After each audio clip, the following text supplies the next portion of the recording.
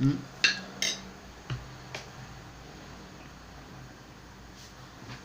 Attends. Mm. Tac. Alors, Monsieur Castel, parlez-nous de votre dernière intervention sur le front.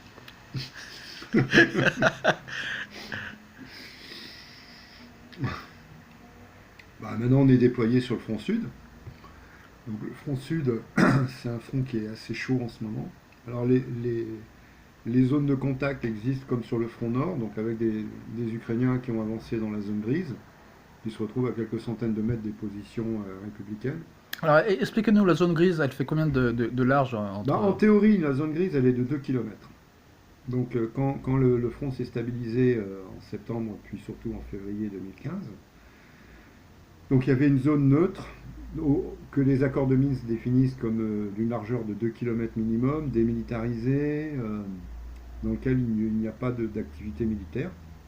Mais en fait, depuis février-mars 2016, les forces ukrainiennes envahissent cette zone grise par bonds successifs jusqu'à arriver au contact des défenses républicaines. Donc du coup, on a une zone que moi j'appelle zone de contact, avec des belligérants qui ne sont qu'à portée de voix les uns des autres, hein, puisqu'on a des zones de contact où les positions, bah, on est à 100, 150 mètres les uns des autres. Donc ça veut dire que la moindre arme légère d'infanterie peut intervenir sur la partie adverse. Donc ça a comme conséquence de créer une zone où le cessez-le-feu est techniquement impossible à respecter, puisque dès qu'une silhouette apparaît au coin d'une tranchée, dans l'embrasure d'une casemate, bah, ça déclenche des tirs adverses. Des deux côtés d'ailleurs, hein. Faut pas tomber dans l'imbécilité des propagandistes de dire que c'est toujours la partie adverse qui fait les provocations. Non, il y a une telle tension puisque il faut se mettre dans la place des combattants. À la place des combattants, quand on est à 150 mètres de l'ennemi, il y a une tension psychologique qui fait que si jamais il y a une attaque qui se déclenche, bah, le temps de réaction il est inférieur à une minute. C'est-à-dire qu'on a moins d'une minute pour réagir, pour se mettre au créneau, tirer. Donc on est en permanence en fait avec le doigt sur la queue de détente. Donc dès qu'on voit une activité ennemie en face, bah, automatiquement, je dirais instinctivement, ça déclenche des tirs. Mais alors, est-ce que vous connaissez le nom des unités en face? Est-ce que vous Oui, connaissez oui. au moment des relèves? Est-ce que vous avez... Bah, à force, lorsqu'on fréquente assidûment un secteur du front, on est, euh, on est accoutumé vraiment aux activités ennemies.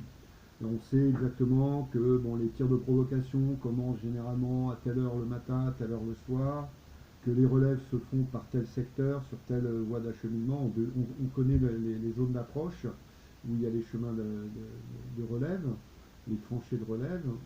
Les noms des unités, ben, on les a parce qu'il y a les rapports de situation militaire qui sont faits au niveau de la République et qui donnent les numéros des unités de la garde nationale ukrainienne ou des éventuels renforts qu'ils ont, parce qu'aujourd'hui les unités dites Price Sector, donc c'est-à-dire régiment Azov, Haïdar, etc., donc les unités, je dirais, des politiques, on va dire les soldats politiques ukrainiens, sont dispersés. Hein. Donc on a une grosse partie du régiment Azov qui est déployé dans la zone sud, mais on peut trouver des petites unités d'Azov également, par exemple dans le secteur de Gorlovka, ou des fois qui viennent en renfort ou en rotation sur d'autres secteurs du front.